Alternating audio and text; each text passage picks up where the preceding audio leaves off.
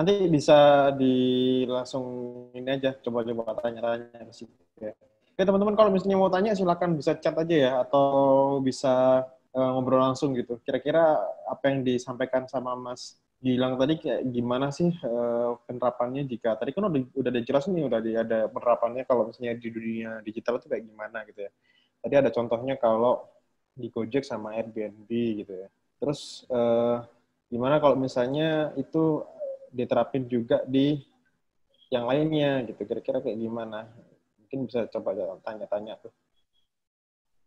Oke, mungkin dari teman-teman ada yang ditanyakan? Kita mungkin diskusi bebas aja ya, biar lebih mengalir gitu ya, buat teman-teman yang mau tanya. Tanya apapun deh, kalau misalnya nggak mau tanya tentang materinya tadi, tanya apapun boleh gitu. Ngobrol apapun tentang keluh kesahnya, tentang apapun gitu ya. Soalnya ini kebetulan juga hampir relate sih dengan materi yang sebelumnya yang tentang apa ya kemarin, tentang desain empathy. Di situ kan kita juga ngobrol tentang psikologi ya. Di sini juga kita ngobrol tentang psikologi kembali, karena dasarnya kita di UX itu ya gimana mau memahami seorang manusia kalau kan tahu psikologi gitu ya. Tadi ada Mas siapa tadi? Mas Hilmi Aziz, tak mikir dulu Mas pertanyaannya. Oke, ya udah kalau itu saya coba tanya awal-awal dulu ya, Mas. Nah, katakanlah kalau tadi studi kasusnya itu untuk perusahaan yang udah terkenal. Airbnb udah terkenal, Gojek udah terkenal. Nah, kira-kira untuk kasus untuk startup yang baru memulai atau produk yang memulai, katakanlah kayak kalau kita ngambil studi kasus kemarin One Week Design kita, pet adoption. Nah, kalau kayak gitu, pilihan pertama produk awal kita itu kan terbatas nih, yaitu adopsi dari shelter, adopsi dari manusia, adopsi dari sosial media. Katakanlah ada 3 produk yang masih awal. Nah, seperti yang tadi disinggung, ada awal itu ketika produknya sedikit, itu kan orang melihatnya itu kan sedikit juga. Nah, gimana caranya kita memanipulasi nih behavior-nya kita ketika kita ingin show up dari yang semula 3 produk ini bisa meningkatkan impresinya. Kayak gitu. Impresi yang dimaksud ini berarti untuk menarik pengguna lebih banyak lagi gitu Mas ya? Iya, betul sekali. Karena kan kalau tadi dilihat dari case studinya tadi kan produknya sedikit, impresinya sedikit, walaupun eksekusinya semakin banyak. Oke. Kalau sependapat saya dan pengalaman saya sebenarnya pasti nanti banyak hal yang mempengaruhi impresi gitu sih Mas, nggak cuma fitur aja. Karena kan kebetulan tadi contoh yang di awal sekali itu kan karena pilihan produk untuk dibeli. Tapi kan ketika kita berbicara soal interaksi itu nantinya, fitur-fitur itu lebih ke gimana sih nanti si pengguna itu bisa merasakan experience mereka di sana. Gitu. Mungkin bisa lebih, kalau peningkatan impresi, mungkin dari sisi UI-nya atau dari sisi UX-nya itu bisa lebih banyak dikulik lagi. Kalau berbicara soal tadi fiturnya ada 3, itu sudah cukup bagus sih. Misal, ketika kita ingin membangun impresi, karena di akhir ketika pengguna benar-benar hands on sama produknya kita tuh mereka udah kefokus nih kira-kira aku mau ngapain gitu. Jadi impresi nantinya untuk meningkatkan apa ya, kalau lama penggunaan si apps-nya tadi supaya pengguna itu bisa lebih jauh mengeksplor tuh, kalau dari pendapat saya sih mungkin bisa lebih ke perancangan dari masing-masing pengalaman di tiap fitur gitu sih Mas. Ya. Berarti memang nggak sekedar cuma fitur aja yang kita sodorkan, tapi juga UI, terus juga pengalaman penggunanya terhadap fitur tersebut gitu ya Mas ya? Kalau menurut saya sih seperti itu sih Mas. Oke, terus ini ada pertanyaan lagi dari Mbak Nadia Fitria. Mau tanya, logo perusahaan atau brand itu ada sangkut pautnya sih sama UX? Terima kasih. Gimana Mas? Logo perusahaan atau brand itu ada sangkut pautnya sama UX Mas? Iya. Nah, saya coba jawab dari pengalaman saya aja Mas ya. Bicara kalau soal UX itu, kita kan pasti bakal berbicara soal interaksi yang bakal kita bawakan gitu. Biasanya kalau logo dan brandnya udah kuat, hal itu bisa mempengaruhi si UX-nya juga. Kayak contoh kasus nih Gojek, ketika mereka habis rebranding logo, mereka itu merubah semua aspek-aspek visual yang ada. Nggak terlepas juga ada salah satu bidang UX yang berkaitan dengan copywriting. Biasanya orang-orang sebutnya UX writing. Nah, hal mungkin kalau menurut saya dan paham saya sih, hal itu bakal mempengaruhi kalau pengen nyamain brandnya, pasti di bagian UX writing itu bisa disesuaikan juga sih untuk nyesuaiin dari logonya. Jadi kalau kata saya mungkin ada sih sangkut pautnya, tapi bisa dikatakan dibilang banyak, ya enggak, dibilang sedikit juga, nggak bisa dibilang sedikit juga. Mungkin terjawab, Mbak. Nah, oh iya, saya sekedar nambah ya. Kemarin sempat baca-baca seputar logo. Itu jadi logo itu ada kayak 2 tahap. Pertama, logo sebagai awal impresi branding supaya logo tersebut itu lebih ngena di pikiran kita. Istilahnya orang jadi ingat logo kita karena baru pertama kali launching. Itulah kenapa nanti ketika orang udah ingat dan sering pakai supaya bisa terus bertahan di pikiran kita, itu ada istilahnya untuk rebranding. Contoh kasusnya seperti YouTube ya, dia logonya itu unik. Tapi semakin hari semakin lama logo YouTube itu untuk diterapkan dengan produk-produk Google lainnya, untuk di website itu kurang begitu presisi. Akhirnya ada yang namanya rebranding logo kembali. Jadi mungkin untuk di tahap awal perusahaan logo branding itu lebih ke arah model bisnis, gimana logo tersebut itu bisa lebih ngena di pikiran kita. Makanya Gojek pun juga awalnya kan logonya itu orang naik sepeda motor. Terus makin hari ada rebranding ulang di mana logonya itu lebih ke arah problem solving kayak gitu. Nah, terus ada lagi pertanyaan dari Mas Hilmi Ajis nih. Pendekatan usernya kan beda-beda. Kalau misalkan pendekatan user yang dia termasuk disabilitas, apakah sama atau ada cara tersendiri? Nah, gimana Mas Gilang? Yang di sini yang masih saya bingungkan tuh kira-kira bentuk pendekatannya seperti apa gitu Mas ya?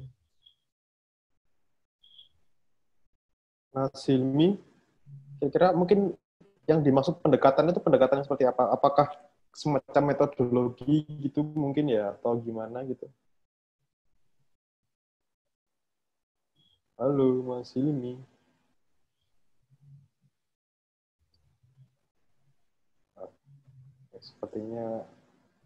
Sepertinya masih diketik ini. Mungkin tadi nambahin dikit ya soal ini ya, soal brand tadi ya. Logo, ya. Gimana Mas? Ada namanya tentang brand awareness dan brand experience.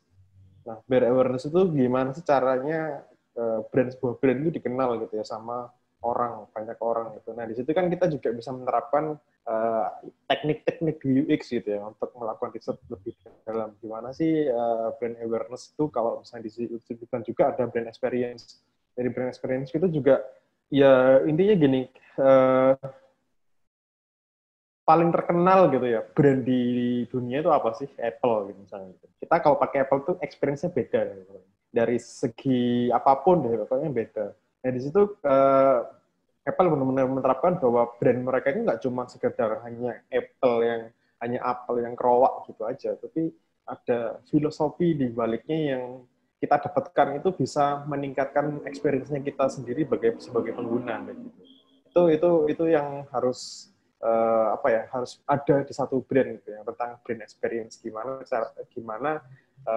seseorang atau seorang pengguna gitu menggunakan sebuah brand itu mereka punya proud tersendiri gitu. Aku pakai Apple nih, ya, pede nih, ya, keluar. Soalnya saya sendiri juga gitu ya, pertama kali pakai Apple, saya bangga bisa pakai ini, pakai produk atau pakai brand yang paling terkenal di dunia gitu. Itu mungkin kalau ngomong tentang brand ya. Ini lanjut nih, ada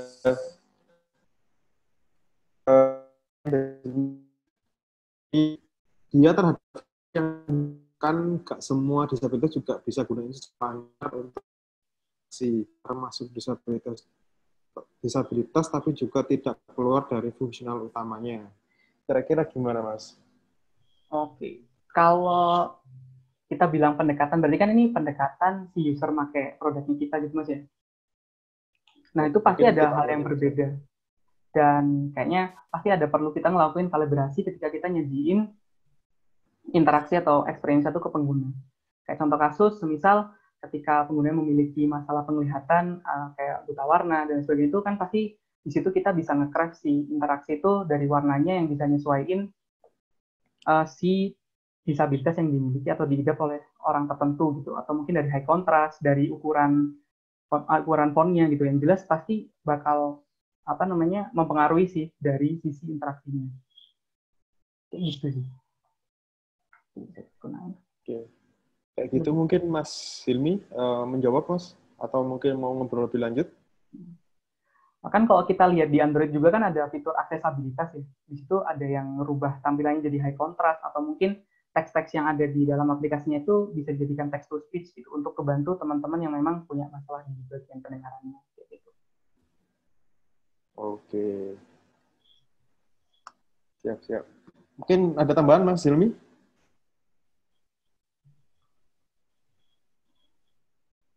Mungkin kalau agak kesulitan ketik, mungkin bisa langsung ngobrol sih, lebih enak.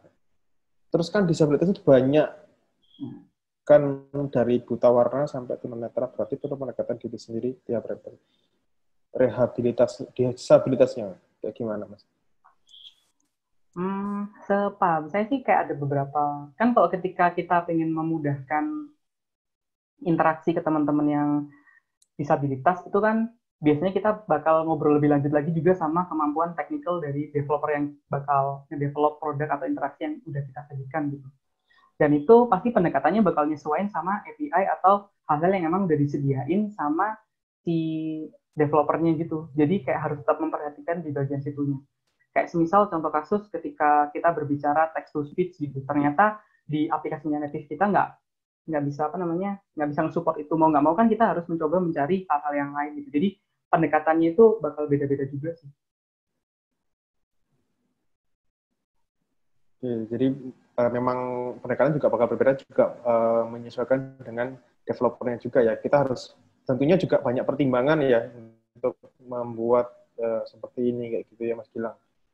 Iya, kayaknya gitu sih, Mas. Karena pasti sebagus-bagusnya interaksi yang udah kita rancang atau sebagus-bagusnya market risetnya kita, gimana kita udah nemuin solusinya, tapi kalau akhirnya dari sisi technical itu nggak bisa nge-tackle atau nge-execute solusi itu kan ya percuma gitu. Jadi tetap harus mempertimbangkan di situ sih. Oke, siap.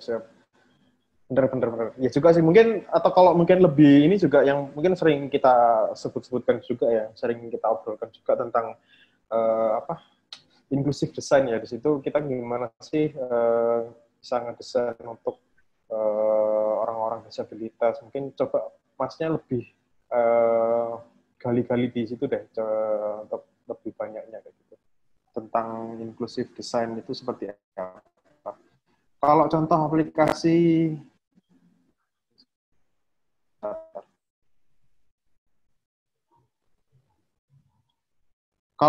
aplikasi yang ramah disabilitas siapa aja ya kira-kira? Setauku yang baru Tokped aja, karena kebanyakan lebih mengutamakan bisnis.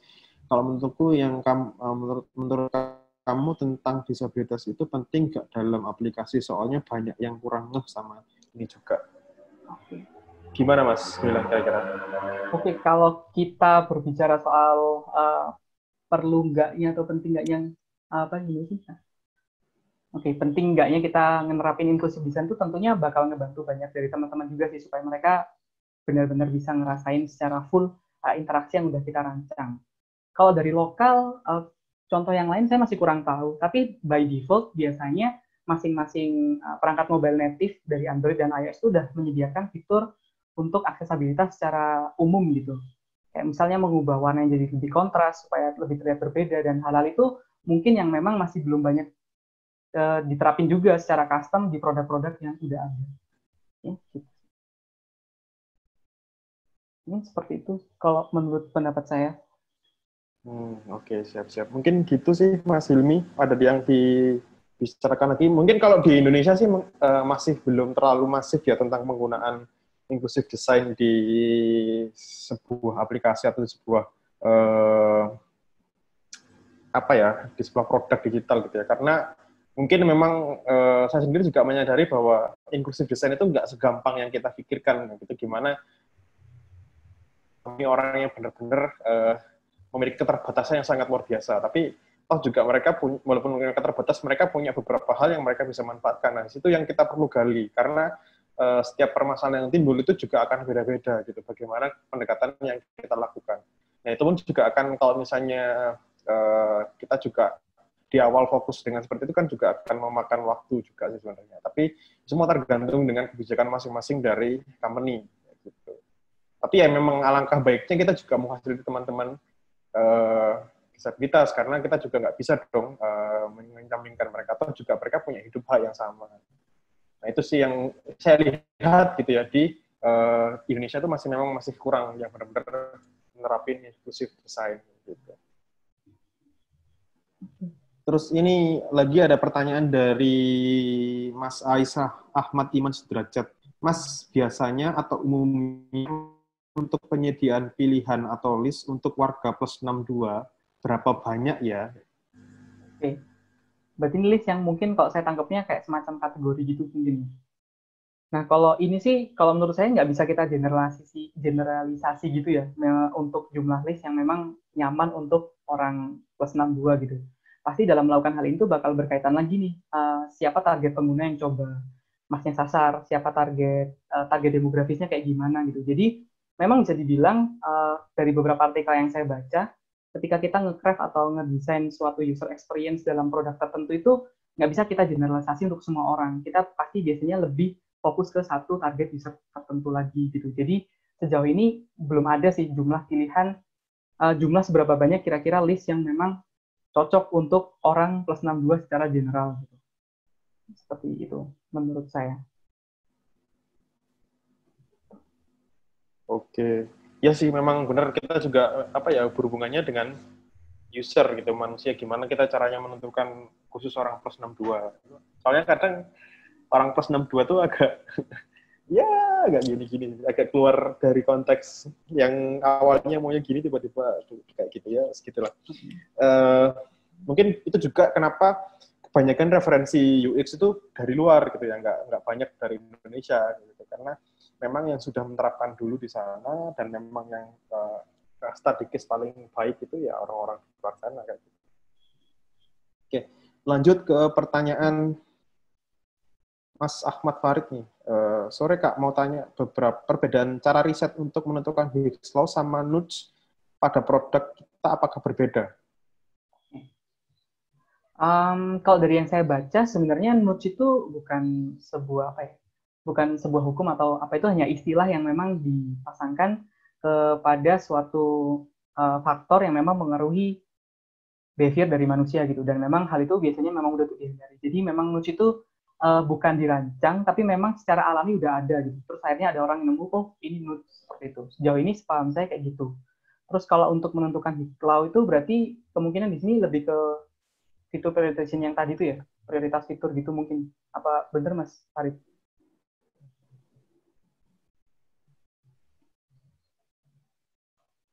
Kalau emang benar soal penentuan informasi mana yang harus disampaikan atau disajikan kepada pengguna, itu ada beberapa metode sih yang bisa dilakukan.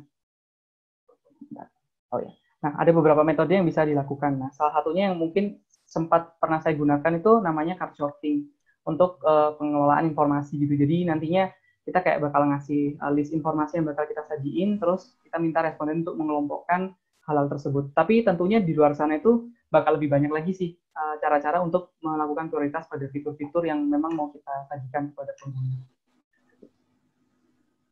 Oke, begitu Mas Farid mungkin pertanyaan apakah jawabannya menjawab ya dari Mas Gilang. Karena ada banyak fitur sih yang ada beberapa metode gitu kayak ada card sorting, ada apa kalau di Kano modeling kalau saya pernah dengar itu Kano modeling itu ya. Itu juga untuk kalau Kano modeling itu nggak salah buat prioritasi fitur sih.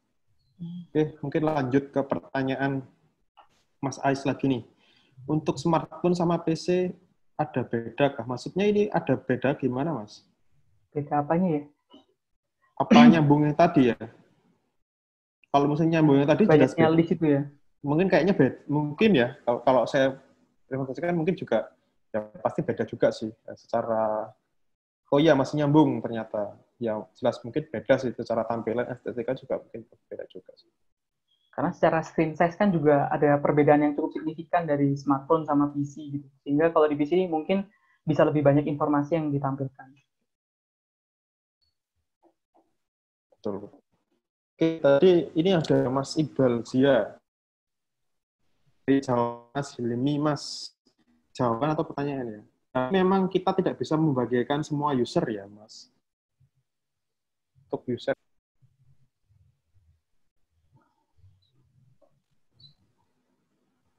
Lebih general.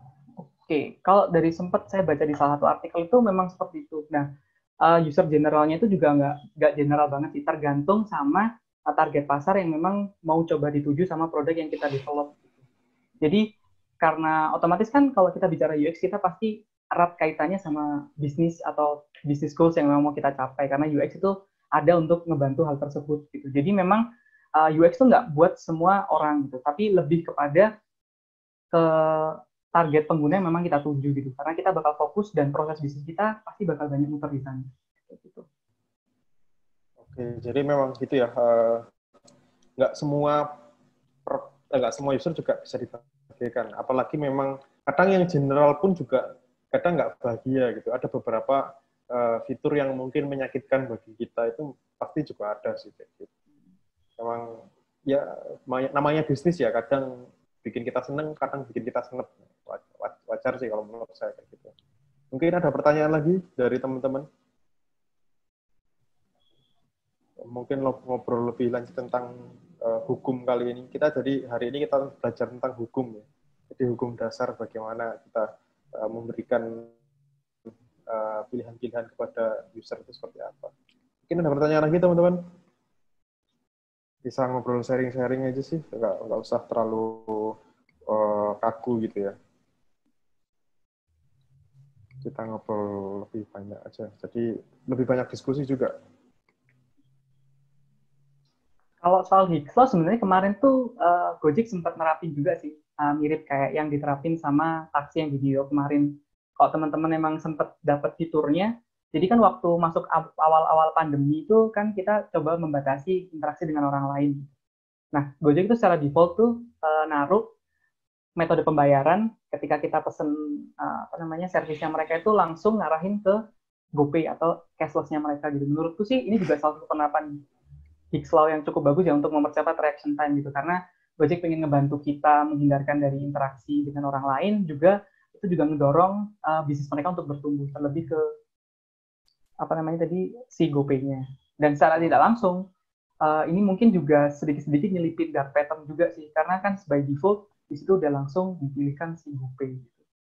Ya, gimana Mas Anggi? Okay. Bener kan Mas ya? Iya, betul-betul. Kemarin kita sebut kayaknya Mas Foldi ini Mas Novel ya. Kayaknya relate juga sih sama dark pattern kemarin yang sempat ramai di Twitter, bahwa udah banyak korban gitu ya yang ada tentang dark pattern gitu. Kalau dark pattern sendiri itu sama sih sebenarnya psikologi gitu, ngaruhnya ke psikologi. Jadi gimana sih mempengaruhi seorang manusia ketika berinteraksi pada satu benda atau sebuah aplikasi itu secara tidak langsung mereka melakukan hal yang salah. Maksudnya yang salah itu adalah bagi kita salah, tapi bagi bisnis itu menguntungkan. Itu yang sempat kemarin ramai di Twitter gitu, yang bahwa tentang dark pattern-nya dari ya kasusnya kembali lagi ke Gojek sih. Tiba-tiba nggak nyangka ternyata ketika ada beberapa kasus orang pakai Gojek ternyata tiba-tiba pakai fitur pay later yang ternyata lebih menguntungkan pihak pengembangnya daripada kita sendiri. Itu kemarin sempat ramai sih di asosiasi. Menarik sih untuk dibahas juga sebenarnya.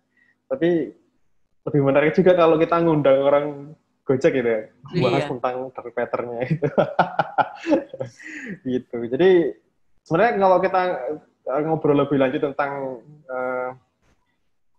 psikologi itu lebih seru sih menurut saya, karena kita benar-benar mencari manusianya di situ. Hal yang kita tidak sering tidak kita temui ternyata ada yang menerapkan. Salah satunya seringkan lagi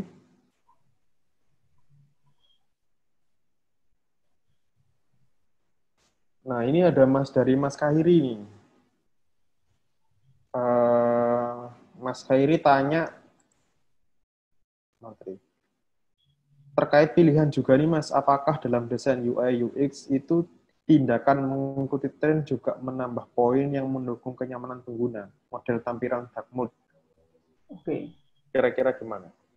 Kalau menurut saya sih ngikutin tren tuh bisa-bisa aja. Tapi kalau kita berbicara soal UI UX, terutama UX, kita pasti selalu berbicara sama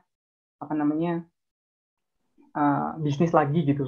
Jadi kita bakal lihat lagi nih kira-kira proses bisnis kita itu atau bisnis goals yang berjalan di produknya kita itu benar-benar bakal memberikan keuntungan lebih nggak sih kalau kita nge-develop si mode tampilan dark mode. Misal contoh kasus kita ambil sekarang mungkin yang pakai dark mode itu ada WhatsApp, ada Instagram, ada Twitter mungkin yang warnanya udah bisa gelap gitu. Dan kalau kita coba tarik benang merah, di ketiga aplikasi itu kan memang intensitas pengguna berinteraksi dengan aplikasinya cukup tinggi gitu. Dan mungkin sesekali mereka juga mengaksesnya dari daerah yang mungkin minim cahaya, sehingga penerapan penerapan si dark mode tadi itu bakal ngebikin atau memberikan efek impresi yang lebih bagus ke penggunanya. Tapi semisal kalau kita ngedevelop suatu apps yang ternyata itu hanya digunakan di siang hari atau mungkin pengguna bakal jarang pakai di malam hari, saya rasa menerapkan dark mode itu juga bakal jadi effort yang nggak begitu besar gitu, atau nggak bakal menyumbang kebaikan-kebaikan lainnya ke proses bisnis yang berlangsung. Tentunya mengikuti tren itu bisa bagus, tapi harus kita perhatikan lagi bisnis goals dari produk yang kita develop tadi. Karena misal kalau kita nge-develop ternyata pengguna nggak sering pakai kan, uang yang kita keluarkan untuk nge-develop suatu fitur tadi itu bakal percuma. Betul. Akhirnya duitnya yang udah di-spend habis kosong, ya benar-benar jadi dark mode ya. Duitnya habis. Karena tentunya pasti effortnya bakal susah kan, karena kita harus nentuin warna lagi, betul. menyesuaikan tipografi dan sebagainya. Betul. Kayaknya sekarang juga hampir semua dark mode sih, kayak Facebook sekarang ada tampilan yang dark mode juga, udah ganti dark mode. Iya, soalnya kalau secara kode membuat dark mode itu sama halnya dengan kita membuat ulang. Karena semuanya harus dilihatkan secara komponen, tulisan ganti warna, gambar pun juga harusnya pasti itu ada penyesuaian. Saturasinya dan sebagainya gitu ya.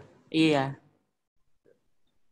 Terus ini ada lagi nih dari Mas Iqbal Zia. Mas, apakah ada hubungannya tentang pilihan yang diberikan kepada user dengan mental model dari pengguna?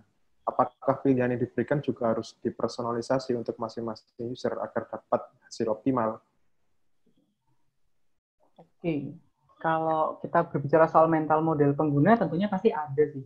Karena kalau sepaham saya, mental model itu kan apa yang dari pelajari pengguna atau pengalaman-pengalaman pengguna tentang produk serupa yang sebelumnya gitu. Nah, kalau soal pilihan yang diberikan juga harus dipersonalisasi, itu bakal baik lagi nih, lagi-lagi ke bisnis model yang kita bisnis proses atau bisnis goals yang coba kita capai gitu. Misal ternyata tidak ada kebutuhan untuk memberikan kesempatan pengguna untuk melakukan personalisasi, itu tidak ada pilihan gitu. Misal, saya atur lagi kata-katanya. Jadi misal pengguna itu harus bisa dapat melakukan personalisasi, itu tidak memberikan banyak dampak kepada bisnis, ya baik lagi saya rasa nggak perlu dilakukan personalisasi. Tapi tentunya dengan adanya personalisasi itu bakal ngebikin pengguna itu merasa nyaman pakai produk yang udah kita rancang tadi. Oke, kayak gitu. Jadi ya memang gitu sih, berkaitan dengan mental model ya cukup jelas sih menurut saya kalau yang dijelaskan tadi sama Mas bilang. Mungkin Mas Iqbal ada tambahan, Mas? Siap, Mas. Cukup. Oke. Mungkin yang teman-teman yang lain ada pertanyaan lagi nggak? Oh ya, teman-teman yang tanya ini udah daftar ke website belum ya? Kalau misalnya belum daftar ke website, nanti coba langsung daftar aja ya, biar nanti kalau ternyata teman-teman beruntung dan apalagi kalau nomornya Telkomsel gitu ya, siapa tahu dapat giveaway dari kita, nanti coba kita aturkan, semoga nanti giveaway-nya bisa dapat ke teman-teman. Lumayan soalnya giveaway-nya, pulsa Telkomsel gitu kan, apalagi untuk masa pandemi ini cukup membantu. Oke, ada yang pertanyaan? Daftar di ini Mas, daftar event hari ini. Udah daftar kan ya? pastinya udah daftar dong. Kalau nggak daftar kan gimana dapat linknya? Soalnya kita kasih linknya hanya untuk yang daftar aja. Yang daftar event ini gitu. Itu sih. Mungkin ada pertanyaan lagi teman-teman. Ada yang mau ngobrol lagi? Mumpung. Oh boleh Mas, boleh. Silakan. Kita ngobrol bebas saja biar lebih enak. Silakan dinyalakan Mas audionya. Silakan. Ngobrol pakai audio aja Mas, biar lebih enak daripada ngobrol di grup chat ya. Jangan saya malu. Gimana sih?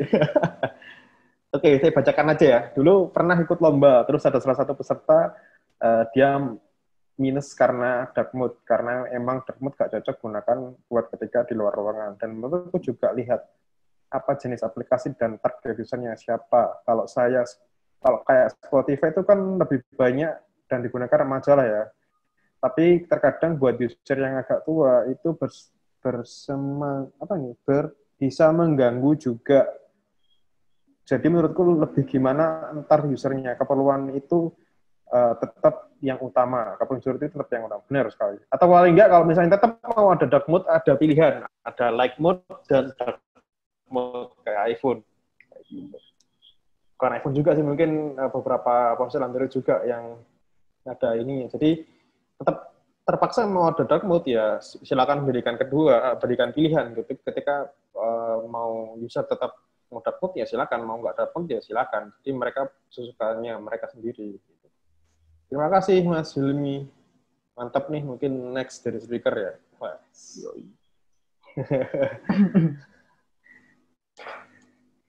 Oke, mungkin ada pertanyaan lagi. Wah, boleh Mas. Tadi udah daftar kan ya? Ada kontaknya ya? Saya kontak ya nanti ya. Oke. Ya, mungkin ada pertanyaan teman-teman. Kita ngobrol bebas aja. Biar ngabuburit kita bermanfaat gitu ya. Biar nggak cuman tiduran aja. Semakin pandemi, semakin tiduran. Ada pertanyaan lagi teman-teman? Bagaimana kalau dia ada mungkin tambahan pertanyaan? Oh, ngomong-ngomong soal psikologi nih, gimana sih sebenarnya ketika kita membuat katakanlah studi, kita pakai misalkan sudah bekerja, nah kita komunikasi bareng sama developer. Nah, gimana kita bisa istilahnya dalam membuat sebuah desain, itu misalkan membuat desain website, terus desain mobile, dan lain sebagainya. Nah, perlu nggak sih dalam membuat sebuah desain itu dibedakan antara desain nanti web, terus web yang bagian mobile, sama yang dengan yang ada di Android, dengan yang ada di iPhone. Jadi kayak istilahnya itu desainnya sama aja, walau di platform manapun. Ataukah perlu desain kita itu dibedakan saat di iPhone kayak gini, terus nanti di Android kayak gini, jadi beda gitu. Karena kalau kita lihat, misalkan kemarin itu di OVO itu kan kalau nggak salah ada sedikit berbeda di iPhone sama di Android. Nah, itu kira-kira gimana? Apakah ada riset sendiri ataukah perlu disamakan semuanya atau gimana? Kalau menurut saya ini cukup menarik sih pertanyaannya ya, diskusinya ya. Pasti jelas di awal kita bedakan dulu di penggunaan device-nya ya. Tapi nanti ketika kita sudah mulai implement, kita bisa membangun desain sistem di situ dalamnya.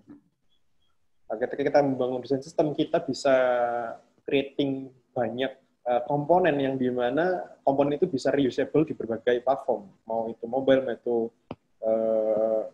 itu website, desktop, dalam bentuk apapun. Jadi kita emang di awal kita sudah bikin satu sistem yang dimana itu bisa implement ke semuanya. Jadi emang kita harus dari masing-masing divisi juga bisa komit tuh. Kira-kira kita buat sistem yang seperti apa untuk bisa menyamakan tampilan antara satu device ke device lainnya. Mungkin diawali dengan dibikin ini sih Mas, bikin desain sistem sih kalau menurutku. Jadi diseragamkan dulu di awal, terus atau kalau misalnya memang sambil proses ya mungkin sambil berproses. Kayaknya hampir semua produk yang ada di pasaran itu mereka berproses ketika membuat desain sistem. Kayak contohnya Gojek gitu ya, punya Aspal gitu ya. Aspal mereka bisa berguna di berbagai platform, entah itu Android maupun di iPhone ya, di iOS lah. Nah, tapi kalau misalnya untuk kayak proyekan gitu ya, nah itu kembali lagi ke pertama ke budget ya, ke budget, terus yang kedua itu kembali lagi ke tim yang mengerjakan, sama kembali lagi juga ke klien kayak gimana enaknya. Kan juga kalau misalnya ternyata mereka maunya semua tampilnya sama, kan juga butuh waktu yang lama, apalagi soal kita bahas tentang timeline gitu ya, pasti timeline juga panjang.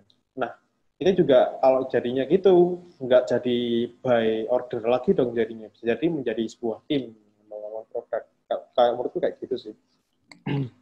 Kalau dari aku sih mungkin kalau mau ideal bisa ada sedikit kalibrasi sih Mas dari masing-masing interaksi di tiap-tiap platform. Karena kan kalau kita tahu itu Apple mereka punya bahasa desainnya mereka sendiri. Terus kalau kita bicara Android, mereka juga punya bahasa desainnya sendiri. Dengan memanfaatkan bahasa-bahasa desain dari masing-masing platform native itu, akhirnya kan kita bisa menyesuaikan interaksi yang kita kasih sama target pengguna yang berbeda-beda di masing-masing device yang berbeda. Karena kalau dari sepengetahuan saya, produk-produk Apple itu kan banyak banget tuh main sama gestur. Sedangkan hal itu jarang kita temui di Android. Mungkin gitu ya, soalnya kalau kita lihat contoh studi kasus seperti yang sampean bilang ketika project itu, aku pernah nih, mungkin sekarang ini lagi ngalamin gimana salah satu proses antara website sama responsif websitenya itu ada sedikit beda dengan yang ada di Android. Bahkan bisa dibilang dalam tahap pengerjaannya itu front end di website itu cuma mendapatkan desainnya hanya untuk bagian website, tanpa ada desain untuk yang bagian mobile atau responsifnya. Tapi di satu sisi, desainer juga ngebuat untuk desain yang bagian Android-nya, juga bagian iPhone-nya. Nah, itu baiknya gimana kalau misalkan kita pakai contoh kasus saya ini? Apakah nanti respon mobile-nya itu disesuaikan sama Android, ataukah ya dari website-nya itu cukup nanti disesuaikan dengan pengalaman penggunanya di bagian responsif website kayak gitu. Oke. Kalau mungkin berbicara program running sih pasti kayak kata Mas Anggi tadi sih bakal memperhitungkan dari segi budget sama timeline-nya. Tapi kalau menurut saya sih semakin seamless perbedaan interaksi dari platform yang berbeda, misal dalam hal ini website ke Android atau ke Apple yang kita katakan natif, itu semakin seamless perbedaan interaksinya. Sebentar ya. Bagus gitu. Oh begitu, oke. Jadi baiknya memang lebih banyak persamaannya ya Mas ya daripada perbedaannya gitu. Iya, kalau menurut saya sih seperti itu sih Mas. Makanya tadi kan kayak sempat disinggung juga soal desain sistem gitu. Dengan misalnya kalau kita mau nerapin contoh kasus atomic principle, kayak kita merancang elemen-elemen UI itu dari hal yang paling kecil sampai sebelum nanti bisa kita gabungin jadi sebuah elemen UI utuh gitu. Kalau kita udah berpegang teguh dan memang sudah benar-benar memperhatikan desain sistemnya, saya rasa waktu kita ngerancang baik itu UI atau UX di antara masing-masing platform yang berbeda itu harusnya nggak ada perbedaan yang cukup jauh sih. Ya. Menarik ini memang. Berarti memang secara nggak langsung kita udah mulai dituntut kita harus ada punya desain sistem ya. Apalagi kalau misalkan platform kita itu nggak cuma di bagian website saja, tapi juga di bagian Android atau mungkin Apple. Terlebih kan tadi kalau kita coba sangkutin ke salah satu pertanyaan soal logo sama brand ya Mas ya. Dengan adanya desain sistem itu kan secara tidak langsung kita bisa ngebangun brand yang kita miliki jadi lebih kuat lagi. Karena bisa dibilang tiap-tiap elemennya itu juga udah konsisten dan disesuaikan sama logo atau brand yang udah kita punya. Bagaimana Mas Waldi mungkin? Oh ya, ini ada pertanyaan nih. Mas, terkait dengan koneksi internet yang lambat, gimana desain biar ringan? Gimana biar bisa cepat diakses? Adakah tips untuk kompresi filenya? Gimana nih? Tadi di atas sebenarnya belum sempat kebaca juga sih. Di atas ada pertanyaan dari Mas Aziz tadi, Hilmi Aziz tadi, kalau mau gabung IXDA gimana ya? Bisa Mas, nanti Masnya buka ke websitenya ixda-malang.org, nanti di situ ada join with us. Jadi kalau silakan submit di situ, nanti kita akan kasih study case itu dikerjakan sebagai proses seleksi untuk masuk ke IXDA. Oke, mungkin lanjut ke pertanyaan Masnya ya. Iya, gimana? Mungkin teman-teman ada yang jadi desainer? Iya, kebetulan saya juga bukan desainer. Oh, bukan. Aku mau menjawab ini ya. Mas, terkait koneksi yang lambat, gimana desain ringan, desain biar ringan gimana ya, biar cepat diakses. Menurut saya ini lebih ini ya, konten-kontennya seberapa. Jadi kayak misalnya, kan internet juga bisa berpengaruh ketika akses konten gitu ya. Kalau misalnya ternyata kontennya itu banyak lebih teks, mungkin saya rasa masih lebih apa ya, lebih misalnya ternyata di situ banyak kayak di Unsplash gitu-gitu ya, ada beberapa trik. Nah, jika koneksi sedang lambat, di situ tampilan di sebuah page website atau di aplikasi itu udah kelihatan bentuknya seperti apa. Cuman memang nggak ada kontennya di situ. Itu salah satu triknya. Kemudian yang selanjutnya adalah menggunakan konten-konten yang memang size-nya kecil atau biar bisa meredus dari koneksi internet tersebut. Jadi sebenarnya banyak cara gimana caranya atau mengatasi cara-cara kalau misalnya koneksi itu lemot kayak gitu. Bisa pakai lazy load atau pakai konten-konten misalnya gambar pakai yang tidak terlalu besar filenya, biar ketika mengakses atau mengload itunya itu bisa cepat kayak gitu sih. Banyak cara sih. Ini nih Mas Hilmi mau share. Nambahin, Mas mau nambahin nih terkait dengan koneksi internet yang lambat. Ini sebenarnya bukan tugasnya desainer ya, itu lebih ke arah engineer. Jadi di engineer itu udah kita punya ada standarisasi. Misalkan setiap image itu extensionnya apa. Jadi kalau di web itu ada yang namanya WebPL. Jadi WebP itu kayak extension yang dikhususkan untuk gambar-gambar yang ada di website. Terus juga seperti singgung tadi juga ada yang namanya lazy load dan lain sebagainya. Jadi di engineer itu kita istilahnya ada testingnya sendiri. Mulai dari kompresi file CSS-nya, kompresi file JS-nya. Jadi kita berusaha se-optimize mungkin setiap file-file JS, CSS, dan file termasuk aplikasi Android, itu kita kompres sedemikian rupa sehingga size-nya itu nggak lebih dari misalkan nih kalau website itu 1 MB atau mungkin 2 MB, dan aplikasi Android itu mungkin 30 MB. Baru ketika nanti setelah aplikasi Android di-download itu ada additional file. Nah, itu salah satu cara agar nanti user tetap menggunakan dan hanya mendownload ketika dibutuhkan. Nah, jadi untuk tips komprehensi filenya itu mungkin bisa dikomunikasikan lagi dengan engineer, karena nanti engineer bakal minta konten-konten gambar-gambar yang secara standarnya website itu seperti apa, kayak gitu. Itu aja sih, Mas. Ada Mas Hilmi ya, sharing lagi. Saya mau share nih pengalaman lagi, boleh nggak ya? Boleh aja. Nanti kalau mau Sakla lagi mau share ya, harus dinyalain mikrofonnya. Kalau yang iOS dan Android kan memang beda dari style UI. Juga terus font yang digunakan juga beda. Benar. Kalau iOS biasanya pakai San Francisco, kalau Android pakai Ubuntu gitu ya. Jadi menurut saya lebih keinginan klien gimana. Soalnya saya pernah bikin yang bisa dan iOS itu rada susah karena UI stylenya aja sudah beda. Jadi kebutuhan klien, terus pengalaman saya dulu pernah bikin itu Android dulu, terus programnya pakai Flutter. Untuk pemrogramannya masih kurang tahu saya. Jadi tapi jadi iOS-nya menyesuaikan pakai Android. Karena kalau dari flow dan pendekatannya hampir sama, tapi stylenya aja yang beda, yang mungkin agak berbeda. Jadi mungkin lebih ke UI-nya mantul, makasih. Jadi memang gitu sih memang perbedaannya. Kalau ngomongin soal Flutter itu, sepaham saya juga UI komponen yang ada di sana itu emang sama Google kan, kebetulan Flutter juga dikembangin sama Google itu udah sedikit mirip ke gaya-gayanya iOS juga sih, Mas. Mas Novaldi masih ada? Halo, ya. Mas, ini ada yang tanya nih, Mas, bedanya WebP sama PNG SVG apa ya, Mas Novaldi? Kalau atau bisa pakai WP di Android? Bisa, Mas. Jadi WP itu gabungan antara PNG sama JPG. Kalau JPG itu kan lebih lebih file gambarnya sepengetahuanku ya. Mungkin bisa dikoreksi.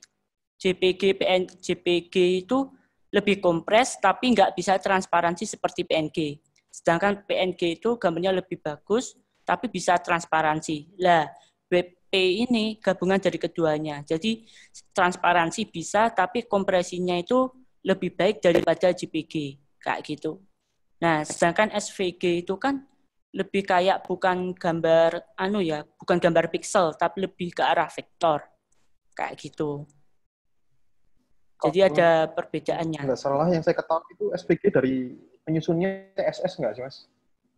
Iya, betul sekali. Jadi SVG itu bisa di-embed ke dalam HTML, CSS, dan lain sebagainya.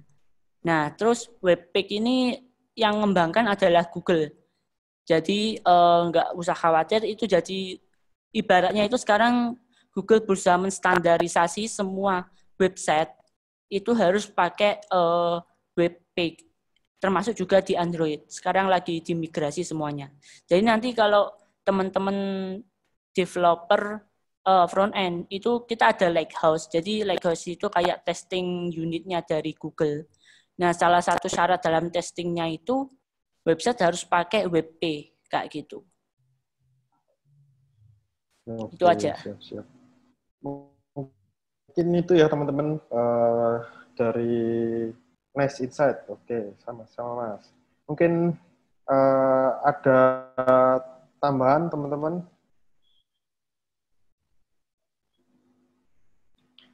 Mungkin kalau nggak ada tambahan, saya ingat kembali ya untuk Mas Gilang bisa di stop dulu Mas, share screen-nya. Siap Mas, makasih Mas. Oke, makasih Mas Gilang ya, terima atas sharing-nya. Saya mau share screen dulu.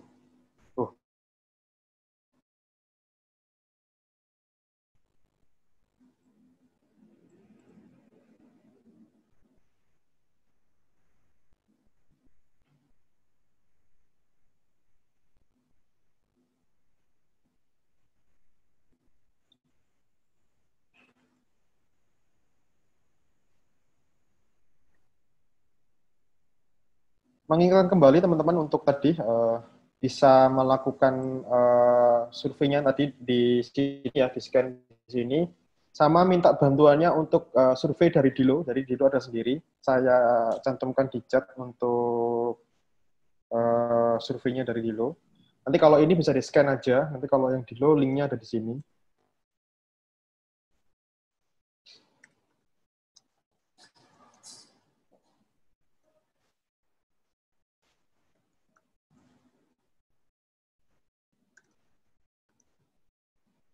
Jadi mohon bantuannya teman-teman karena jadi ada dua. Yang pertama ada survei event dari Dilo, terus kemudian ada feedback dari Asia Malang. Nanti mohon bantunya diisi biar masing-masing dari Dilo sebagai yang support kita bisa melakukan evaluasi setiap waktu untuk setiap event yang diselenggarakan. Kemudian dari XDA juga sendiri begitu bisa melakukan evaluasi. Terima kasih hari ini Mas Gilang atas ilmunya, sangat luar biasa sekali. Yang dibagikan kita bisa belajar tentang hukum dari Higgs Law itu seperti apa. Sebenarnya saya ketahui itu kalau Higgs Law ya cuman begitu aja. Ternyata kalau dipelajari lebih dalam cukup menarik juga dan itu berkaitan dengan psikologi gitu ya. Nah, oke teman-teman, mungkin itu aja yang dapat kita sampaikan. Terima kasih juga. Jangan bosan-bosan ikutan eventnya kita. Kita selalu adakan setiap di setiap bulan gitu ya. Nanti update aja terus, jangan lupa follow IG-nya kita, jangan lupa follow Twitter-nya kita, selalu update di sana. Dan jangan lupa tadi kalau ada event-event yang mau teman-teman ikutan, cek aja di website-nya kita atau di sosial media kita gitu ya. Jadi terima kasih, sampai jumpa di lain kesempatan. Terima kasih Mas Gilang dan teman-teman.